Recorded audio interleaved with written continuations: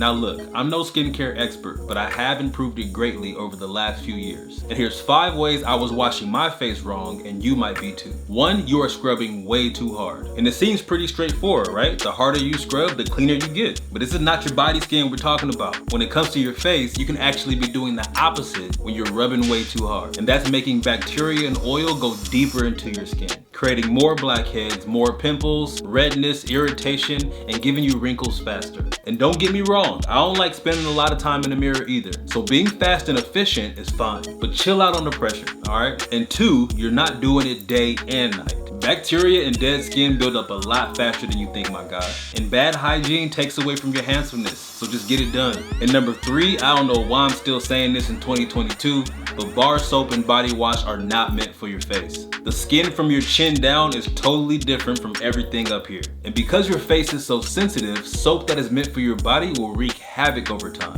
I don't care if the bottle says all in one, don't do it. Number 4, you're using hot water. And I'm gonna keep it real with you. I just stopped doing this like 6 months ago, because honestly it just feels good to me. But now that I use lukewarm or cold water, my face feels a lot less dry afterwards. And last on this list, number 5, you don't know your skin type.